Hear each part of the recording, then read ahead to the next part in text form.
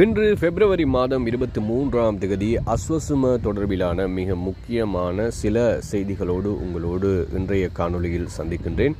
அஸ்வசும தொடர்பிலான தகவல்களை அறிந்து கொள்வதற்காக, அதனுடைய செய்திகளை உறுதிப்படுத்தி பெற்றுக்கொள்வதற்காக, சரியான விளக்கத்தை பெற்றுக்கொள்வதற்காக நிறைய பேர் நம்முடைய சேனலோடு இணைந்திருக்கிறீங்க. எனவே நம்முடைய சேனல் பார்க்குறவங்களுக்கு சரியான உறுதிப்படுத்தப்பட்ட தெளிவான தகவல்களை வழங்க வேண்டும் என்பதுதான் எங்களுடைய நோக்கம். இப்போது இந்த 2ஆம் கட்ட கொடுப்பனவு அதே நேரத்தில் மார்ச் மற்றும் ஏப்ரல் மாதங்களில் அஸ்வசும பெறுகின்ற சிலருக்கு அஸ்வசும பணம் கிடைக்காமல் போகிறது. அது பற்றிய ஒரு செய்தி. எனவே இந்த 2ஆம் கட்டத்துக்கான வீடு பார்க்கின்ற செய்தி, அத்தோடு இந்த முதியோர் கொடுப்பனவு தொடர்பான இன்னும் சில செய்திகளைத்தான் இன்றைய காணொளியில் நாங்கள் முழுமையாக பார்க்க போகின்றோம். எனவே இன்றைய தினத்துக்குள்ள நீங்கள் புதுசாக நம்மளோட சேனலுக்குள்ளே வந்திருக்கீங்கன்னு சொன்னால் மறக்காமல் சேனலை சப்ஸ்கிரைப் பண்ணுங்கள். அதோட இந்த செய்தியை வீடியோவை ஃபுல்லாக பாருங்கள். அது மட்டும் இல்லாமல் பார்க்குறவங்க மறக்காமல் லைக் கொண்டு போட்டுருங்க. சரி, வாங்க நம்ம வீடியோவை ஆரம்பிப்போம்.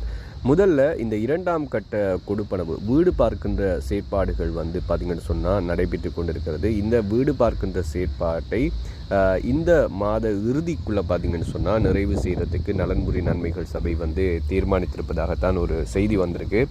அதாவது நிறைய பேர் வீட்டுக்கு வரலை அப்படின்னு சொல்லி நீங்கள் குற்றச்சாட்டுக்களை முன்வைக்கிறீங்க. அதாவது எங்களுக்கு எஸ்எம்எஸ் ஆனால் இன்னும் எங்களோட வீடுகளை பார்க்குறதுக்கு வரலை அப்படிங்கிற ஒரு குற்றச்சாட்டை முன்வைக்கிறீங்க. எனவே இந்த மாதம் 28ஆம் தேதிக்கு இடையிலன்னு நினைக்கிறேன். அதுக்கு இடையில் வீடு பார்க்கின்ற செயற்பாடுகளை நிறைவு செய்கிறதுக்கு நலன்புரி நன்மைகள் சபை தீர்மானிச்சிருக்கு. அதன் அடிப்படையில் உங்களோட வீடுகளுக்கு உங்களுடைய ஊரினுடைய உங்களுடைய பிரதேச செயலகத்தில் கடமையாற்றக்கூடிய ஊழியர்கள், கிராம சேவகர், உத்தியோகத்தர்கள் இவர்கள்லாம் என்ன செய்கிறாங்கன்னு சொன்னால் தகவல்களை திரட்டி கொண்டிருக்காங்க. எனவே இந்த மாத இறுதிக்குள்ளே அந்த செயற்பாடுகள் நிறைவு செய்து 2ஆம் கட்ட பணிகளை ஆரம்பிக்க போகிறாங்க. அநேகமாக 6ஆம் மாதம் அதுக்கு பிறகு 2ஆம் கட்ட கொடுப்பனவு வழங்கப்படலாம் என்று சொல்லி எதிர்பார்க்கப்படுகிறது. இன்னும் அந்த உறுதியான திகதியை அறிவிக்கலை. உறுதியான திகதியை அறிவித்தவுடன் சகல தெளிவான விவரங்களையும் நான் வழங்குறதுக்கு தயாராக இருக்கேன். மறக்காமல் சப்ஸ்கிரைப் பண்ணிக்கொள்ளுங்கள். சப்ஸ்கிரைப் பண்ண பார்த்தா நிறைய பேர் பார்க்குறீங்க.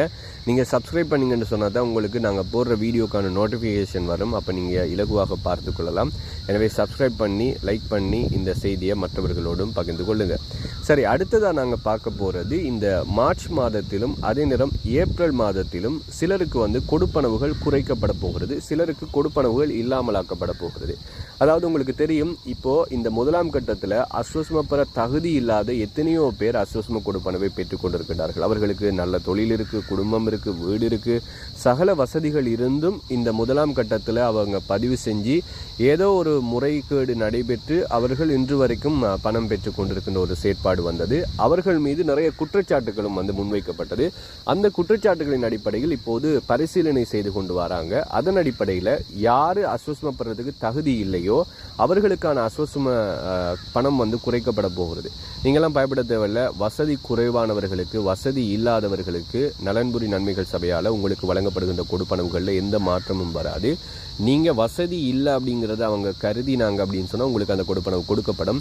நீங்கள் அஸ்வசும பெறதுக்கு தகுதி இல்லை அப்படின்னு சொல்லி அவங்க பரிசீலனை, அதாவது இப்போ எல்லாம் பார்த்தீங்கன்னு சொன்னால் நிறைய தேடல் நடைபெறுகிறது.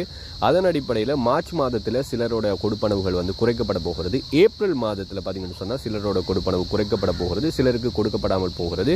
எனவே இப்போது விரிவான சில தகவல்கள் சேகரிக்கின்ற பணிகள் நடைபெறுகிறது. ஏப்ரல் மாதத்துக்கு இடையில் யாரெல்லாம் அஸ்வசும பெற தகுதியோ அவங்களோட லிஸ்ட் வெளிவருமாம். அதே நேரம் யாரெல்லாம் அஸ்வசும பெற தகுதி இல்லையோ அவர்களுக்கான கொடுப்பனவு நிறுத்தப்படும் அல்லது குறைக்கப்படுவதற்கான சந்தர்ப்பங்கள் இருக்கிறது அப்படிங்கிற மாதிரி தான் சில செய்திகள் வந்திருக்கிறது. மேலதிகமான செய்திகளை அறிந்து கொள்ள எம்மோடு தொடர்ந்தும் இணைந்திருங்கள்.